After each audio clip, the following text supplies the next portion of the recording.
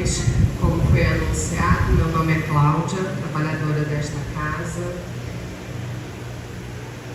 E como nada é por acaso, a prece que a nossa irmã Cláudia Silva leu, a oração feita pela nossa irmã Meire, foi ao encontro do estudo de hoje, porque o estudo de hoje vai falar da necessidade da caridade segundo Paulo de Tarso.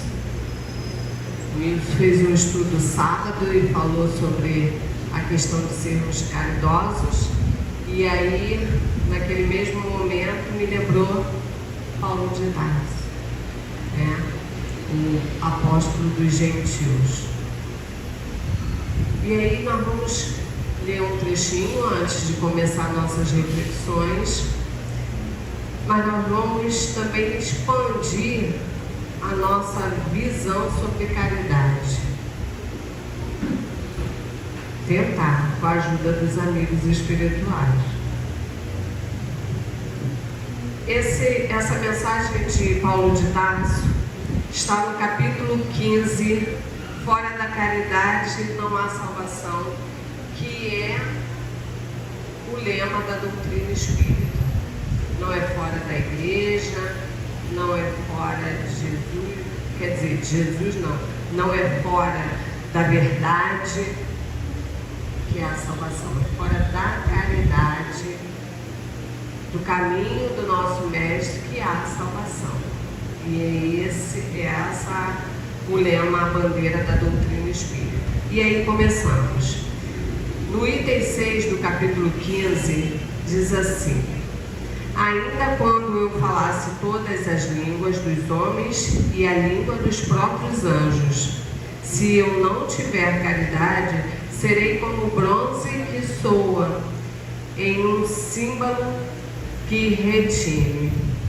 Ainda quando tivesse o dom da profecia, que penetrasse todos os mistérios e tivesse perfeita ciência de todas as coisas, ainda quando tivesse toda a fé possível, até ao ponto de transportar montanhas, se não tiver caridade, nada sou.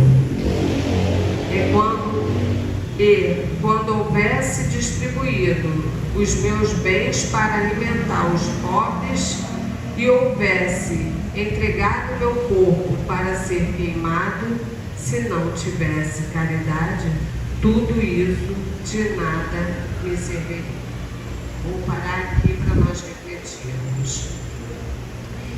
Ele fala, tem dois trechos aqui que eu vou ressaltar, que ele fala ainda quando tivesse toda a fé possível. Então não basta ter fé, não basta acreditar, nós temos que nos movimentar. Isso, palavras de Paulo, o maior apóstolo do cristianismo, um dos maiores, mas mais destacado, porque levou a mensagem de Deus além dos povos. E outra passagem que ele diz assim: e quando houvesse distribuídos os meus bens para alimentar os pobres e houvesse entregado corpo para ser queimado. Então a gente para pensar, nós ainda apegados ao mundo material. Eu não estou desmerecendo, mas nós temos o costume de achar que fazer caridade é isso, é vir para a obra social, é dar não que não seja, pessoal, prestem atenção no que eu estou dizendo. A necessidade da caridade, ela vai muito além das práticas materiais. Mas nós ainda estamos muito presos às práticas materiais. É uma roupa que não usa e aí dá. É uma comida que está sobrando, dá. Né? É um favor que faz e aí já fiz o meu favor. Mas a caridade que a doutrina prega é a caridade de Jesus.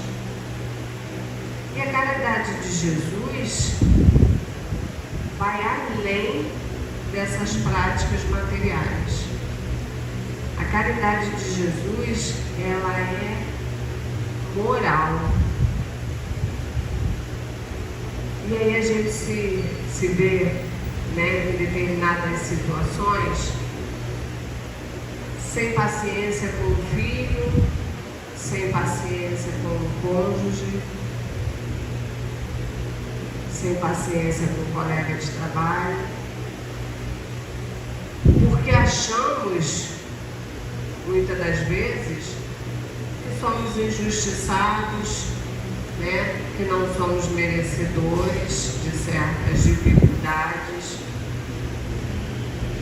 E aí, toda vez que nós falamos de caridade no centro, nós nos limitamos às práticas materiais. Mas os ensinamentos, seja do Livro dos Espíritos, seja do Evangelho, está sempre nos chamando a atenção para a maior caridade, que é a caridade moral. Por isso que eu falei que tanto a prece quanto a mensagem vieram ao encontro do estudo de hoje.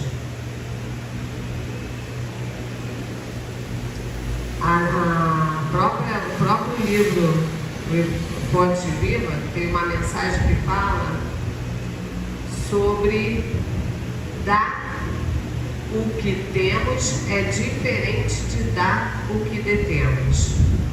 E aí veio essa mensagem à minha mente no momento do estudo. Porque o que eu tenho? Eu tenho roupa para dar? Eu tenho um alimento sobrando para dar? Tenho, gente. Nós temos isso? Ou nós estamos detentores momentâneos das bênçãos e misericórdia de Deus? Que está ali, através dos mentores espirituais, através dos bons conselhos dos nossos anjos da guarda, como disse a nossa prece aqui através da nossa irmã Meire, nos sustentando, nos aconselhando, nos guiando. Então nós temos? Não. Nós somos detentores de algumas benécias para nos dar suporte e oportunidade de adquirir o que realmente no futuro nós teremos. E aí quais são as nossas virtudes? A paciência, a benevolência, a abnegação, a renúncia íntima. Porque toda vez que eu lembro do Evangelho de Jesus, que eu falo de Jesus, eu estou falando de um irmão que veio e se anulou para exemplificar a lei de Deus. Ou melhor, vamos usar o termo anular, porque ele já disse quando veio aqui, que ele e o Pai eram um só. Então ele já estava tão afinado que ele veio demonstrar todo o poder, todo o amor que Deus tem por nós ao nos criar. Então nós ainda não temos muito a oferecer. O que nós oferecemos é um pouquinho daquilo que Deus nos dá, que Deus nos permite.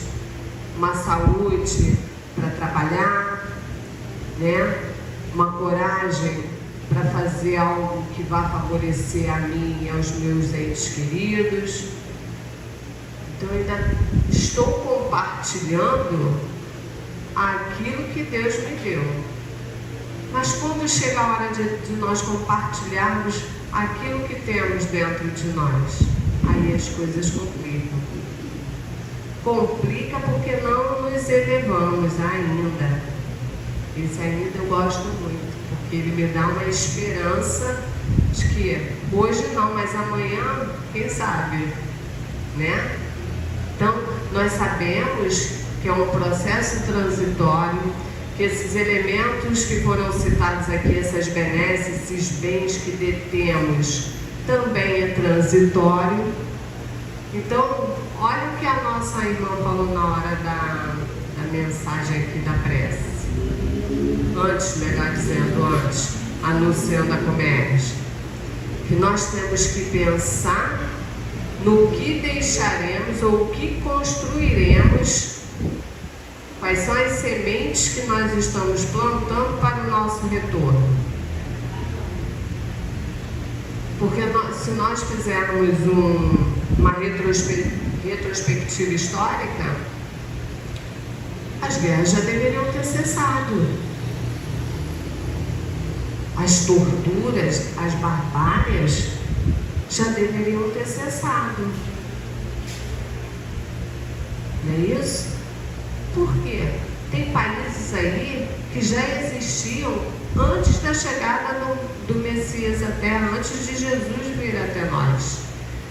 São países antiguíssimos e não aprenderam nada nessa ida e vinda.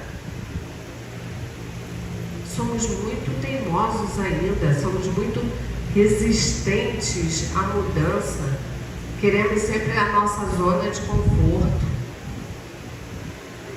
Aí por isso, essa timidez que nós temos de avançar, porque a gente está sempre preso ao quê? Às ilusões da terra.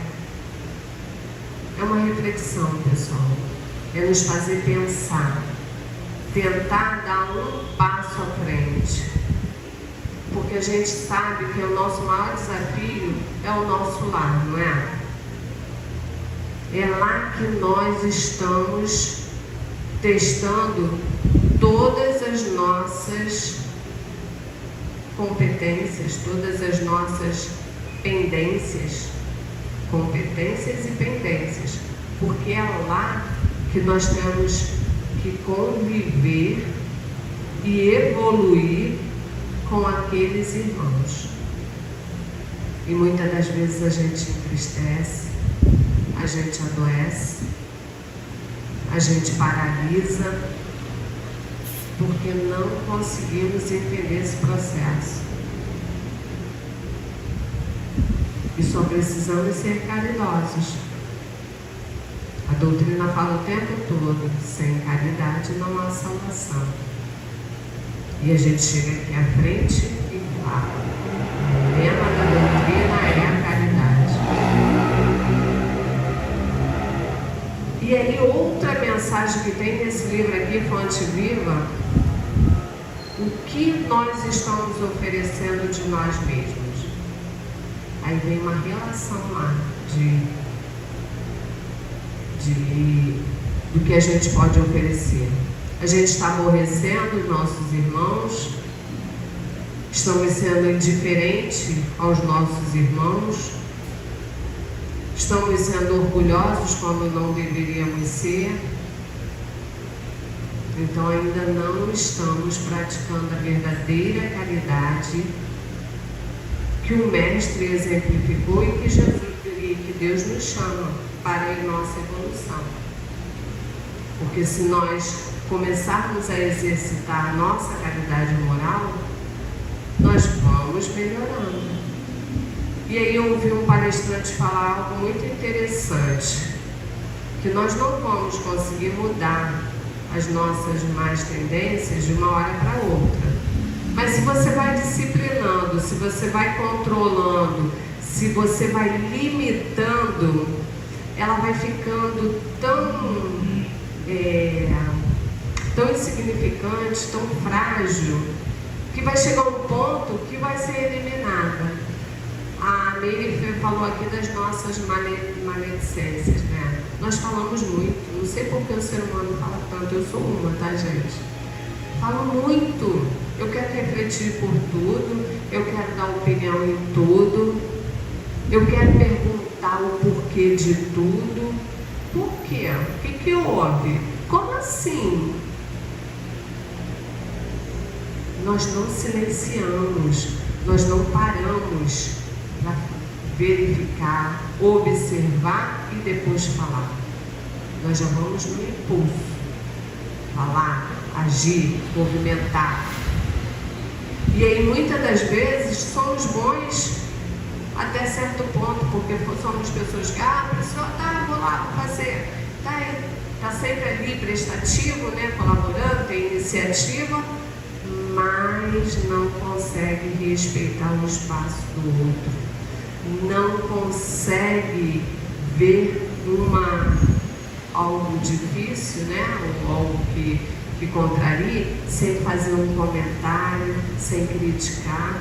Lembrando que agora eu não posso usar essa palavra crítica, né, porque depois do ensinamento, criticar é falar sobre algo que a gente sabe, né, mas a gente bota essa palavrinha criticar para estar falando o que a gente pensa, dando opinião própria a todo mundo, exercendo o nosso papel de juiz, de psicólogo, de orientador 24 horas por dia.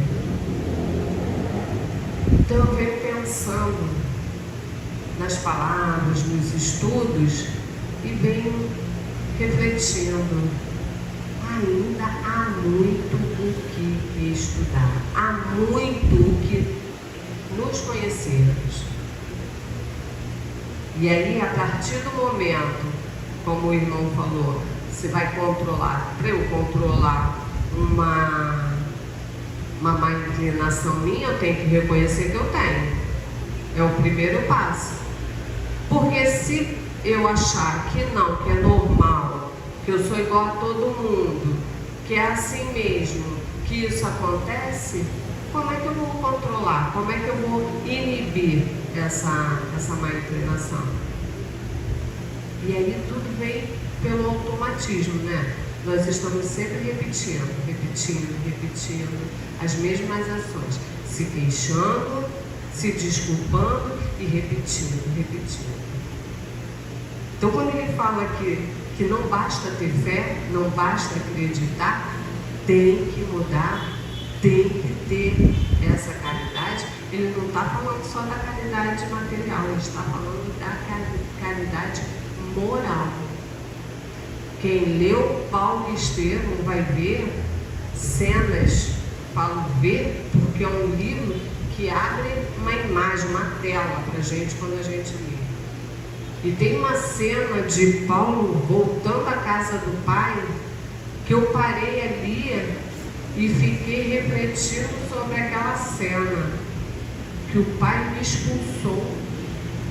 Um filho muito amado, de muito prestígio, porque fez a reforma íntima dele, seguiu os caminhos de Jesus, e seguir a Jesus não é uma tarefa simples.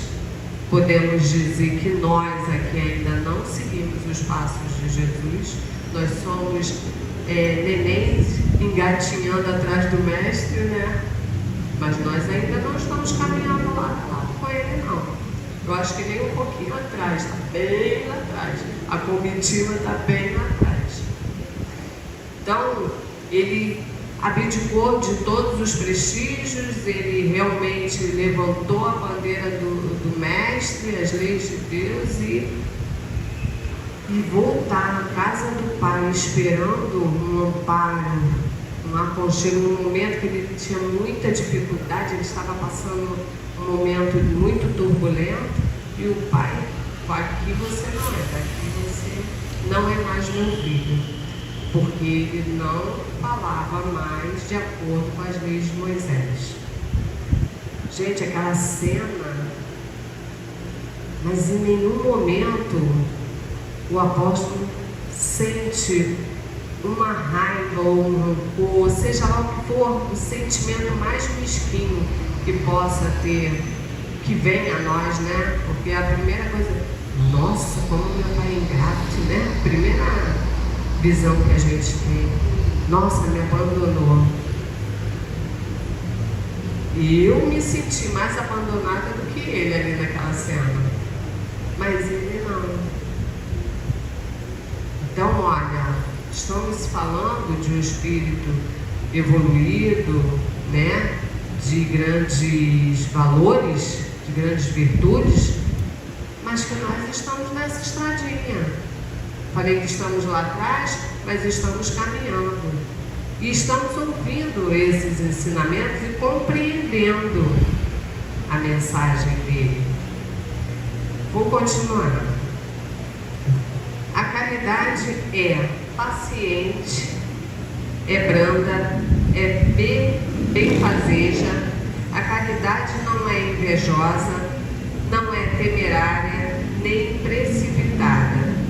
Não se enche de orgulho, não é desdenhosa, não cuida de seus interesses, não se afasta, nem se azeda com coisa alguma.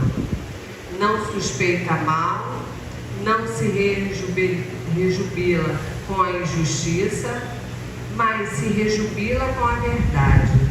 Tudo suporta, tudo crê, tudo espera, tudo sofre. Olha as virtudes das quais nós estávamos falando agora. Vejamos, nosso irmão está falando justamente da nossa caridade moral, que nós podemos exercitar onde que eu falei? Começando na nossa casa, no nosso lar. Não estou falando que é simples, não estou falando que é fácil moralmente. Sabemos que é onde nós temos as provas maiores, como foi dito, mas sabemos que é possível. Então, se eu não posso praticar todas as virtudes, todas as formas de caridade, eu vou escolher as mais fáceis, né? A gente vai sempre pelo mais fácil, que é falar menos, ouvir mais, analisar, se amar, para não virar joguete na mão dos nossos irmãos, porque a gente tem que lembrar que nós espíritas, quando falamos de reforma íntima, quando falamos de caridade moral, de exercer as virtudes, nós temos que lembrar que nós não estamos sozinhos. Nós temos o nosso mentor espiritual, o nosso anjo da guarda, mas também nós temos os nossos desafetos. Então, quando eu falo silenciar mais e ouvir mais, é porque muitas das vezes nós até temos boa intenção, mas por sermos orgulhosos, por sermos vaidosos, somos inspirados a erros, a quedas. Então, como é que eu vou fortalecer cada virtude dessa? Fortalecendo o meu espírito, fortalecendo eu, Cláudia, encarnada como filha de Deus. Tem uma mensagem aqui às sextas-feiras que eu já levei para a minha vida e já falei isso aqui para vocês. O irmão Tadeu diz: lembre-se que você tem a força de Deus dentro de você. Então, sentiu que a vibração está baixando, sentiu que o desânimo está chegando, que é um incômodo, porque a gente, quando eu hoje me estudo, é aquilo, né? A gente vai estudando, se esclarecendo, e o esclarecimento traz a evolução e a prática. Não é à toa que a doutrina nos fala: amai-vos e instruí-vos.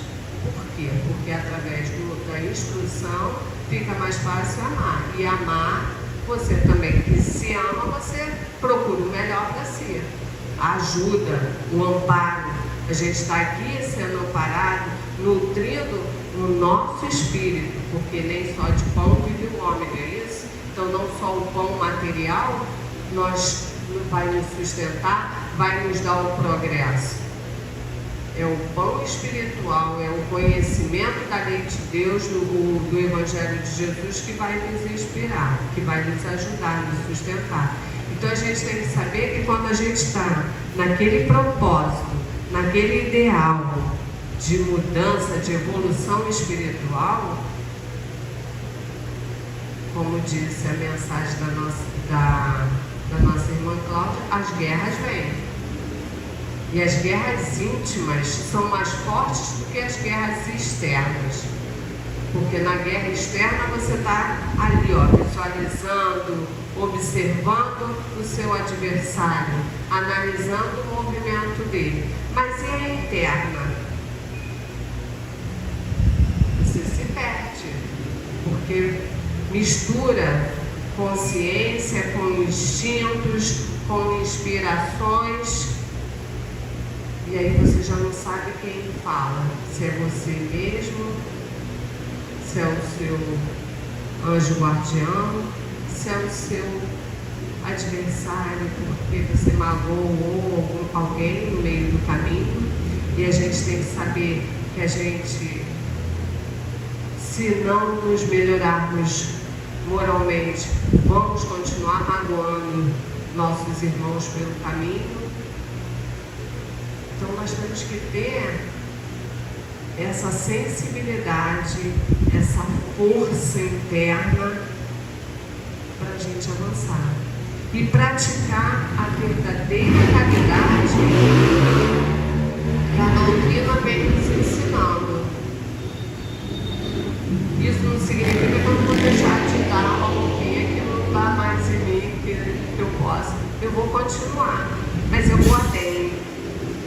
Eu vou evitar um comentário malicioso sempre que eu puder. Vamos pensar assim, não é isso? Não é essa a ideia? Então vamos idealizar. Mente produz a realidade. Nós somos espíritos inteligentes, nós somos seres evoluídos, quase que evoluídos, para saber que a nossa mente projeta a realidade, projeta aquilo que nós queremos. Então eu vou começar a treinar a minha mente. Vou lembrar que Jesus nos ensinou que eu devo não retribuir a ofensa, que eu devo ser paciente com meu irmão. E aí, olha, a gente já está seguindo, o nosso apóstolo já veio dizendo, já repetindo com outras palavras o que Jesus já tinha nos dito e exemplificado. Não é isso? E aí a carta do nosso irmão aos Coríntios diz assim: agora estais 3 virtudes: a fé, a esperança e a caridade permanecem, mas dentre elas a mais excelente é a caridade. Ele está falando: posso ter fé? Devo. Eu sei, porque agora, com o estudo da doutrina, nós sabemos que a vida continua. Nós sabemos que nós não vamos parar, porque nós precisamos evoluir muito. Então não são 100 anos de existência nesse planeta que vai resolver todas as nossas dificuldades. Então a vida continua. Se a vida continua, eu acredito, eu tenho fé, eu sei que Deus está me amparando, que os bons amigos estão caminhando comigo a favor dessa evolução. Mas eu preciso ser caridosa. Eu preciso fortalecer a minha prática em favor dos meus irmãos. Porque toda vez que a gente fala dos espíritos elevados, a gente, nossa, que bom. Meu mentor está aqui do meu lado, está me ajudando, ai que bom, que companhia boa, que delícia. A gente fica realmente confortável, gente. E todos aqui que têm essas sensações sabem. Que maravilha você saber que tem alguém ali do teu lado, querendo o teu bem, vibrando pelo teu bem, te sustentando para não cair. Mas um dia eu vou querer fazer isso por alguém. Como é que eu vou fazer se eu não tiver avançado? Como é que Deus vai permitir que eu vá ao encontro de alguém se eu não adquirir pelo menos um degrau da minha evolução. Porque só ajuda quem pode. Só ajuda quem tem condições. E aí, quando a gente fala de condições, a gente não está falando das condições materiais. A gente está falando das condições morais. Senhor, permita que eu vá no encontro de fulano, eu preciso ajudar aquele irmão, eu quero ajudar aquele irmão. Mas se eu não tiver condições de ajudá-lo, porque eu posso me perder na situação, no problema, ou posso agravar ainda mais a dor do irmão. Como é que eu vou ao encontro daquele irmão? Porque é isso que os estudos nos dizem.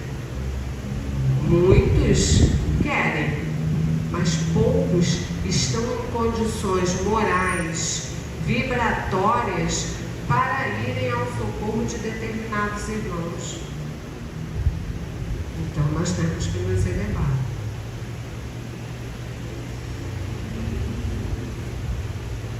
Paulo continua, aí vamos continuar aqui compreendendo as palavras de Paulo.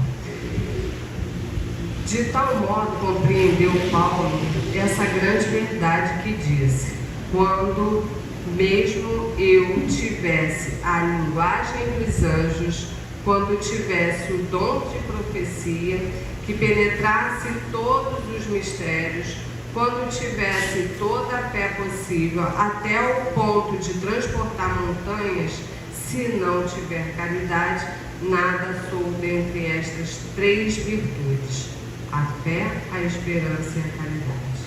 A mais excelente é a caridade. Coloca assim, sem equívoco, a caridade acima até da fé.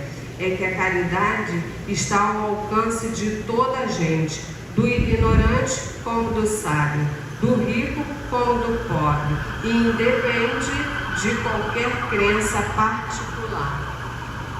Então isso não é uma particularidade dos espíritas.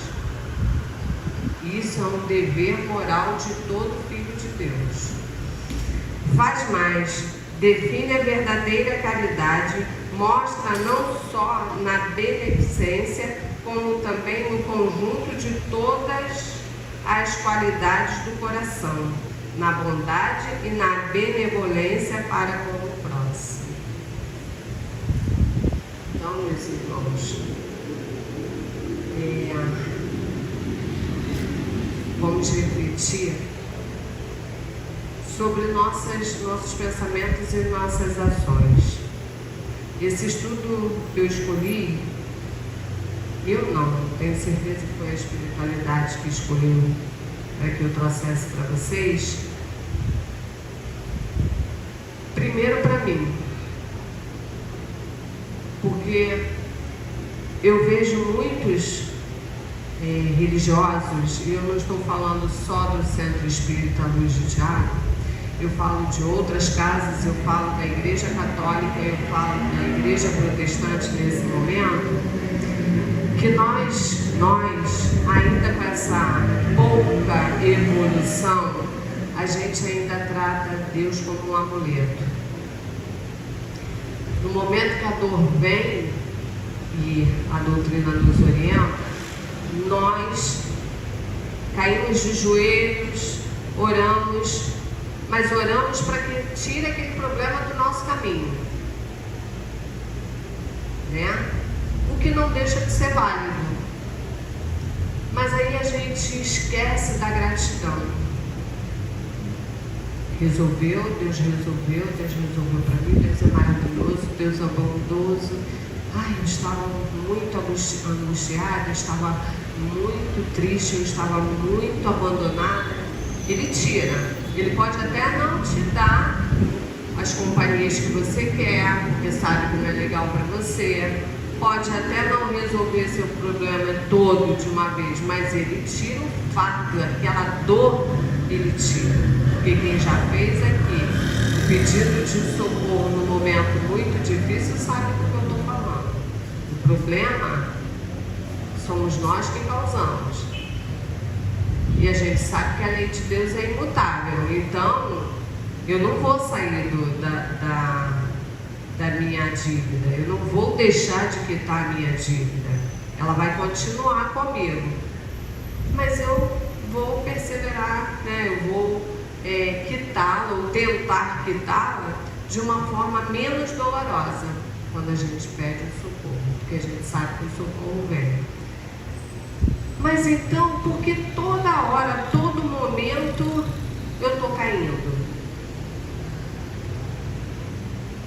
Por que, sabendo disso tudo, sendo socorrida nos momentos mais críticos, eu não me aprumo e começo a caminhar com mais firmeza?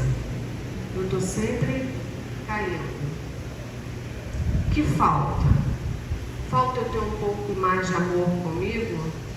Saber que meu Pai, nosso Pai, não me deixa só, que eu estou acompanhada, que eu estou sendo ajudada, e fortalecer a minha caminhada?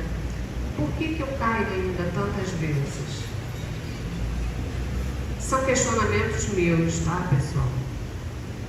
Mas que eu comecei a me questionar de uns tempos para cá, porque eu venho a esta casa, eu sei o trabalho grandioso que é feito aqui, eu tenho total confiança no amparo dos amigos espirituais, dos trabalhadores do Cristo.